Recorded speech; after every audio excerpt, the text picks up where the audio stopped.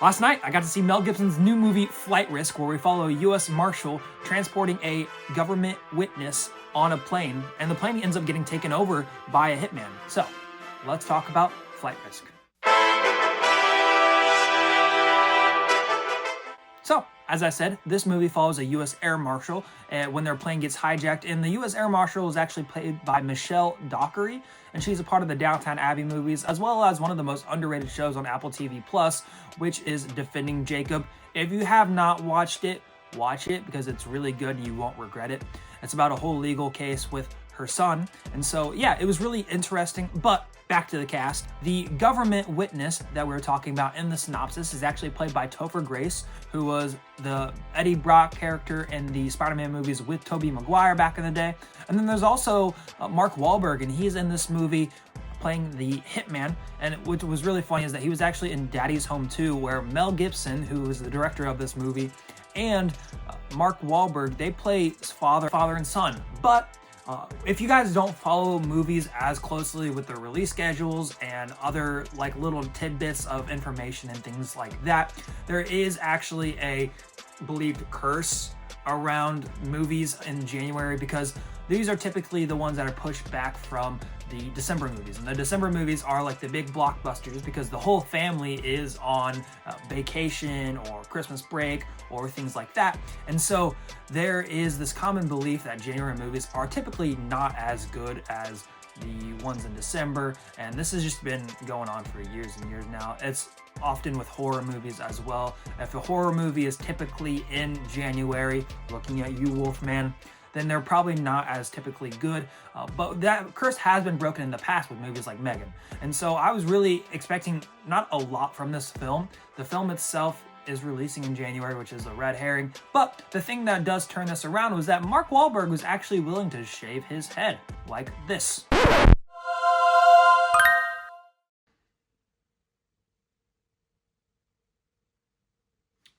My reaction as well. Yeah, I don't know. Anyways, the commitment for that role, I did have some little hope and inkling that this movie would be good. So with that, let's just move into the good. Starting with the good for Flight Risk, I think Mark Wahlberg actually did a pretty decent job in this film. He wasn't given a lot to deal with, but the commitment with the haircut obviously does something, but he does a really good job of playing a lunatic. He makes a lot of jokes about prison. If you know, you know. But yeah, anyways, there was a lot of jokes about prison in this movie, and I think he just did a really good job playing the lunatic of this film, and I think that was something that was different for him, which I really thought was kind of cool. Does he deserve an Oscar again?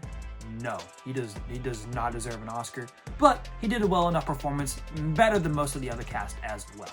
Unfortunately, though, that is all I have for this film for the good, because the rest of it is either mixed or bad. Now for the mix section, and I'm not gonna lie, I've done this clip a couple of times now for the mix section. Unfortunately, the mix section I did do wasn't saved, so I'm redoing this now, so if anything looks different, that is why.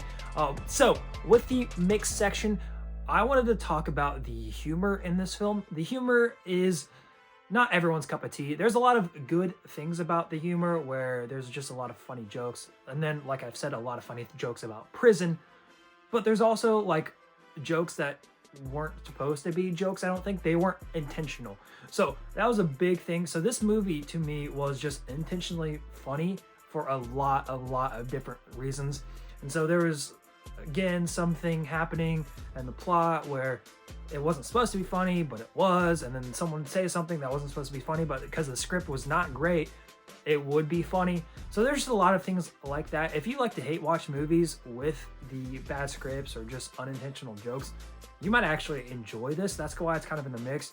But there was some funny jokes about this, but overall it was mixed. So yes.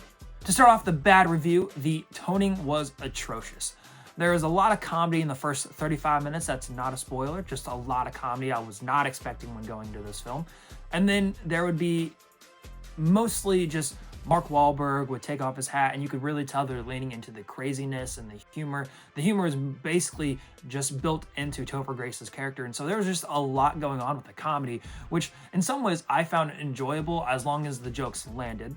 But then after that 35 minutes, they switched into a more serious tone where there's action scenes going on, there's potential threats going on around the world that people may not know about. And so there's just a lot with that. But then after like 5 minutes with those potential threats, the comedy comes back where there's a pilot flirting with another pilot, and then there's a lot going on here, and I just don't think the toning worked as well. I think what they should have done is lean into more of the comedy itself, and I know the comedy wasn't the strongest. That's what I said. There's some of it's so laughably bad that it's not well done with that. But if it would have made this type of genre of a film different, because we've seen so many of these stories play out, like Nonstop with Liam Neeson. Not technically the same thing, but there's just a lot of these movies where you take place on a plane, where there's a hijacking, or they're trying to kill someone on the plane. And so just make it different. And you can do that by comedy, because most people take these movies super seriously. And this movie at the very beginning was taking itself not serious at all. And then we get 35 minutes into the movie, and then it's like, yeah, this is supposed to be really serious. You're supposed to care about these characters. And I just think the toning was atrocious. The next thing I would say about The Bad is actually Mark Wahlberg. And if you remember, I said Mark Wahlberg did a solid job, and I would continue to say that. The only problem was that I don't think they used him as much as they should have. And that goes in with, they kind of have an action scene go down, and then he kind of is just there in the background for maybe 10 minutes. And every time the camera shoots at him or goes to him, he is just kind of staring at the camera, so intense, like,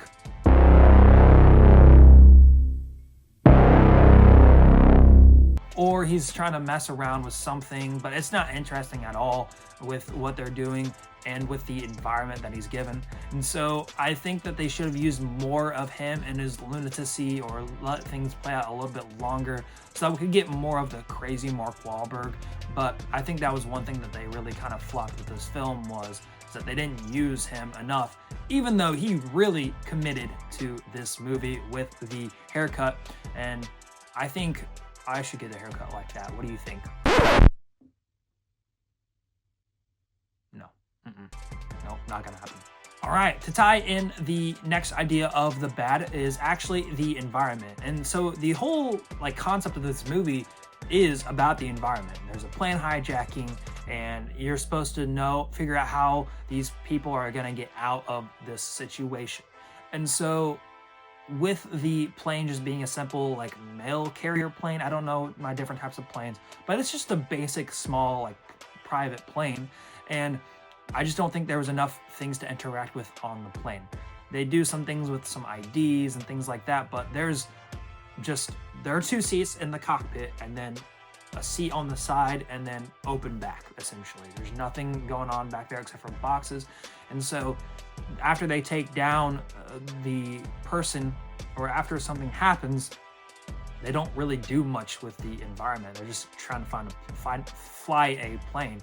And so I think that with the flying the plane aspect, I think they could have leaned more into an action or something, where there was another action scene that ties into X part of the plane, but they kind of just leave that on its own. And I think it would have worked better if we had a private jet. Now, logically, you would not take a government witness that has been trying to rat on someone on a private jet, but I think the environment would have been way cooler to see them kind of do this movie where they get to wrestle or get to fight around a nice jet. I don't know. It's just more visually appealing as well.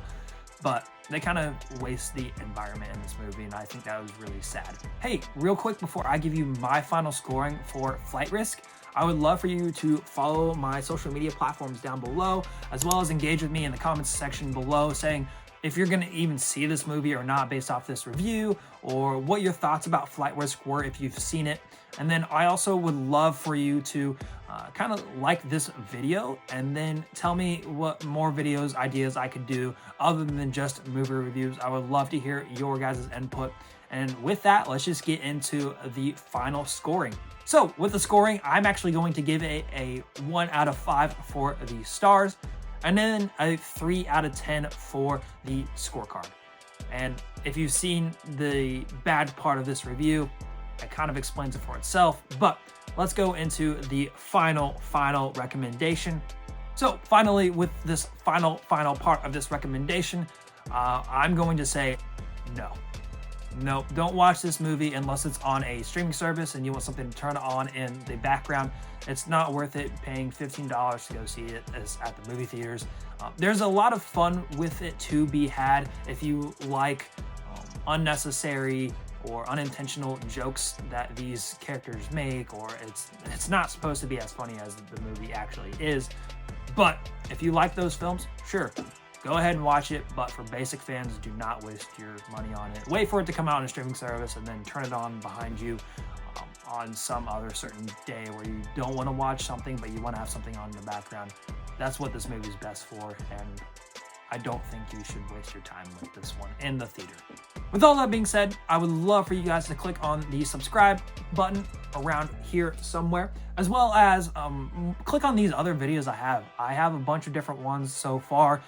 Nothing too crazy just yet. I'm planning on some other things right now and working on some other ideas down the pipeline. But for right now, I'm just sticking to movie reviews and other smaller content ideas. So if you have any more ideas for me, please listen in the comments below, and I'll try to do some videos over what you recommend as my viewers. And so I thank you for watching, and be safe out there.